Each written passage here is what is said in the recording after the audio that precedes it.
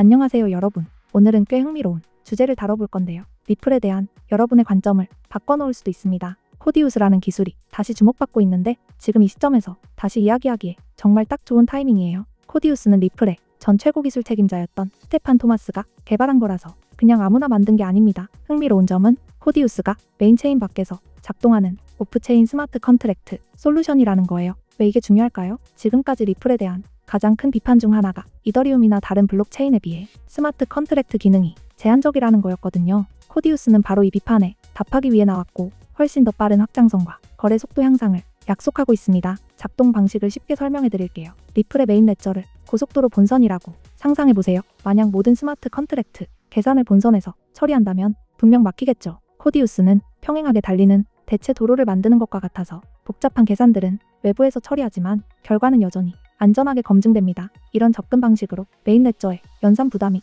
대폭 줄어들고 네트워크가 훨씬 더 높은 속도로 작동할 수 있게 되는 거죠. 더 흥미로운 건 개발자들이 자바나 C++ 같은 이미 익숙한 프로그래밍 언어를 사용할 수 있다는 점이에요. 이더리움의 솔리디티처럼 새로운 언어를 배울 필요가 없습니다. 보안 측면에서는 코디우스가 탈중앙화와 실용적인 호스팅 솔루션을 결합한 하이브리드 모델을 사용해서 두세 개의 장점을 모두 가져갈 수 있어요. 하지만 제 생각에 가장 게임 체인징한 부분은 코디우스가 여러 블록체인을 넘나들며 작동할 수 있다는 능력입니다. 코디우스로 만든 스마트 컨트랙트는 리플뿐만 아니라 다양한 생태계와 상호작용할 수 있어요. 인터레저 프로토콜, 즉 ILP를 통해 비트코인이나 다른 블록체인들과 연결될 수 있습니다. 이건 마치 보통은 서로 호환되지 않는 여러 블록체인을 연결할 수 있는 만능 어댑터 같은 거예요. 이로 인해 정말 광범위한 애플리케이션의 가능성이 열리는 겁니다. 실용적인 활용 사례를 말씀드리면요. 높은 확장성과 낮은 비용으로 코디우스는 국가 간 결제에 아주 적합합니다. 이건 가치의 인터넷에 대한 리플의 비전과도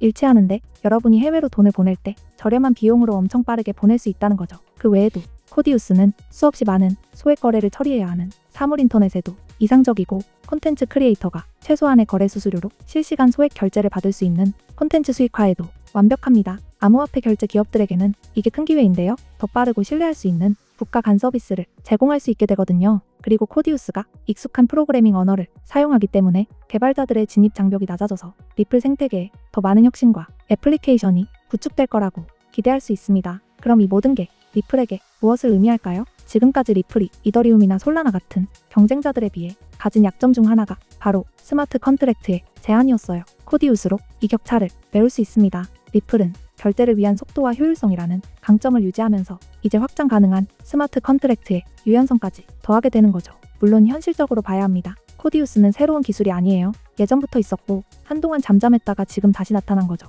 문제는 이번에는 채택이 이루어질 것이냐는 겁니다. 아무리 좋은 기술이라도 아무도 사용하지 않으면 소용없으니까요. 주목해야 할 점은 개발자들이 코디우스를 채택할 것인가, 리플이 공식적으로 개발을 지원할 것인가, 그리고 이미 확립된 경쟁자들에 비해 생태계가 어떻게 발전할 것인가입니다. 시장 관점에서 보면 코디우스가 정말로 주목을 받게 된다면 리플에게 긍정적인 촉매제가 될 수 있어요. 하지만 명심하세요. 암호화폐 시장은 복잡해서 가격에 영향을 미치는 요인이 많고 기술 개발만이 전부가 아닙니다. 규제, 시장 심리, 거시경제 상황 같은 요인들도 있죠. 확실한 건 펀더멘털 측면에서 코디우스는 유즈 케이스를 확장하고 상호 운용성을 높이며 잠재적으로 생태계에서 개발할 더 많은 개발자들을 끌어들임으로써 리플의 가치 제한을 강화한다는 겁니다. 결론적으로 코디우스는 리플의 확장성과 스마트 컨트랙트 문제에 대한 우아한 솔루션을 제공합니다. 오프체인 실행 방식, 블록체인 간 상호 운용성, 개발자 편의성을 갖춘 만큼 잠재력은 확실히 큽니다. 이게 리플의 세계를 바꿀까요? 시간이 말해주겠지만 최소한 리플 생태계가 계속해서 혁신하고 이렇게 빠르게 움직이는 산업에서 관련성을 유지하기 위한 솔루션을 찾고 있다는 걸 보여주고 있습니다. 자, 여기서 진입과 청산 전략은 너무 길어져 설명하지 않겠지만 이 영상을 끝까지 시청해주세요. 왜냐하면 마지막에 여러분이 더 정보에 입각한 투자 결정을 내리는데 도움이 될 중요한 정보를 드릴 거거든요. 코디우스 같은 개발 상황을 추적하기 위해 제가 개인적으로 사용하는 리소스와 분석 도구들도 몇 가지 포함해서요. 이제 진짜 중요한 이야기를 드릴게요. 최근 며칠간 리플 시장에서는 뚜렷한 움직임이 포착되고 있습니다. 무언가가 무대 뒤에서 진행되고 있어요. 주의 깊은 분들은 이미 이 큰 변화를 감지했을 겁니다. 이건 단순한 예측이 아닙니다. 펀더멘털이 한 지점으로 모이고 있다는 명확한 신호입니다. 가장 중요한 뉴스부터 말씀드릴게요. 2025년 8월 리플과 SEC 간의 소송이 공식적으로 종결되었습니다. 양측이 상호 항소를 취하하기로 합의했죠. 즉, 리플은 이제 규제 명확성을 확보했습니다. 시장의 발목을 잡던 최대의 불확실성이 제거된 거예요. 거의 5년간 이어진 싸움의 종결. 그 의미는 정말 큽니다. 그리고 이어진 소식은 더 충격적입니다.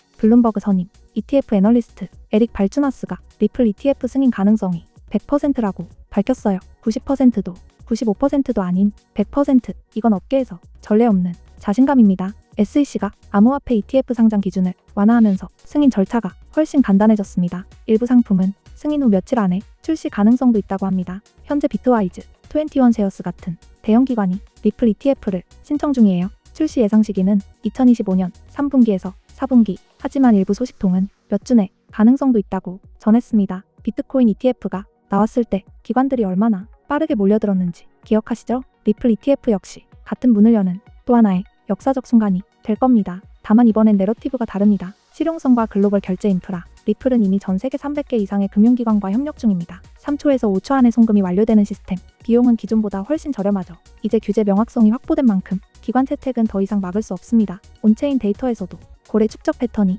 뚜렷하게 보이고 있습니다. 거래량은 늘었지만 가격은 통제된 범위에 머물러 있어요. 이건 대규모 돌파 전의 전형적인 신호예요. 스마트 머니는 발표를 기다리지 않습니다. 이미 움직이고 있습니다. 일부 분석가들은 ETF 모멘텀과 강세장이 맞물릴 경우 리플 목표가를 15달러에서 30달러로 보고 있습니다. 보수적으로 봐도 현재 레벨에서의 상승 잠재력은 상당합니다. 거시경제 환경도 좋습니다. 미국의 규제 명확화, 기관 자금 유입, 디지털 자산 확산이 동시에 일어나고 있어요. 이제 가장 위험한 건 ETF가 실제로 출시되고 언론이 보도하기 시작할 때까지 기다리는 것입니다. 그때는 이미 늦을 수 있어요. 공식 발표 몇 주 전부터 가격은 움직이기 시작합니다. 출시 당일 급등 후에는 큰 변동성이 따라오죠. 그래서 제가 상세한 타임라인, 핵심 레벨, 리스크 관리 전략을 준비했습니다. 이건 개인적으로만 공유할 수 있기 때문에 방법은 아주 간단합니다. 010-558-9639로 리플이라고 메시지를 보내주세요. 그러면 전체 로드맵과 주요 마일스톤, 그리고 현재 시장 상황에 맞는 진입 청산 전략을 받아보실 수 있습니다. 이건 단순한 투자 기회가 아니라 시장의 방향이 바뀌는 바로 그 순간이에요. 암호화폐 투자에서 타이밍은 전부입니다. 적절한 시점에 올바른 정보를 갖는 것, 그게 바로 성공과 실패를 가르는 차이입니다. 지금은 규제 명확성, ETF 승인, 강세장 모멘텀이 한 곳에 모여있는 다시 오기 힘든 시기입니다. 이 기회를 절대 놓치지 마세요. 구독, 좋아요도 잊지 마시고요. 시청해주셔서 감사합니다. 다음 콘텐츠에서 다시 만나요.